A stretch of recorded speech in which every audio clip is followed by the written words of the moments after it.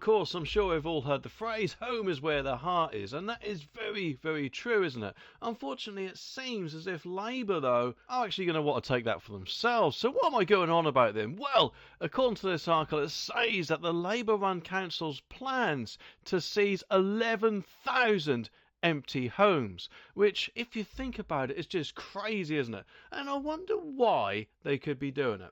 Could it be because of the potential of, well, I don't know, possibly thousands of the future Labour voters, shall we call it, coming over from the safe country of France? I mean, you've got to question that, haven't you? Especially, of course, when they're getting quite a load of backlash at the minute from the use of hotels, and let's face it, from what I remember, they don't really like the Bibby Stockholm very much, do they? Even though, from what I remember, the pictures of it didn't look exactly too bad. But anyway, it does make me wonder, where does this leave landlords or overseas foreign investors that have a property here but just haven't got around to find a tenant yet, or whatever? Well, at the moment, as far as I'm aware, this isn't rolling out nationally. It's just one council that is wanting to do this, a Labour-run council, so it does make me wonder how long it'll actually be before it is rolled out nationally. But anyway, the article says a central London council is plotting to seize control of thousands of empty homes and use them to shelter homeless families, which of course could include those future Labour voters, couldn't it? Labour-run Westminster Council has urged the government to relax rules to allow local authorities to confiscate empty properties from 2 years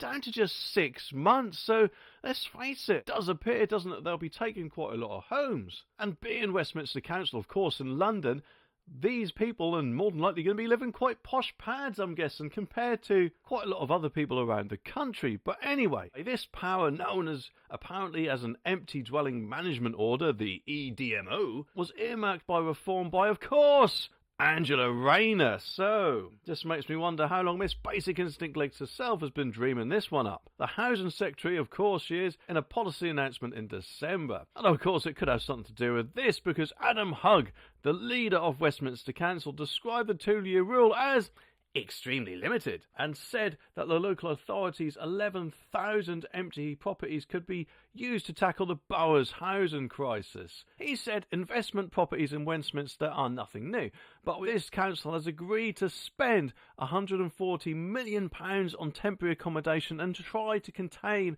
our housing list. And let's face it, with the ever-growing housing list, it could take some time to do. Even with house building, of course, because it takes time to build a house, doesn't it, eh? Although it does make me wonder, will these properties be given to the next person in line, or will, shall we say, a few people, I don't know, skip the queue after, not waiting too long on that list? But approximately a quarter of all Westminster properties in Westminster are not occupied full-time by residents, according to the council, and this means roughly about 34,400 homes. So they're going to start with this 11,000, and I'm guessing if they don't get much backlash from it, they'll just potentially come after more, although admittedly I could be wrong. And just what would happen? Would they buy these homes at presumably a knockdown price, or would they pay the landlord some rent for being in there, and presumably, of course, again at a knockdown price? I don't know about you, but I personally don't think that landlords or foreign investors who want to actually invest in our country are going to like this too much, and presumably may go elsewhere if they think they're not going to be getting the money they are after, or, let's face it, with councils, jump through a load of hoops. But the fact that they're cutting this down from 2 years to just 6 months doesn't give them much breathing room, does it, eh? What would actually happen in the meantime if you found a tenant to go into your property, and then the council, could they just come along and say, oh no, sorry, we'll be having that from now on? Hopefully that won't be the case, but it does make you question if this would indeed work as the council are planning.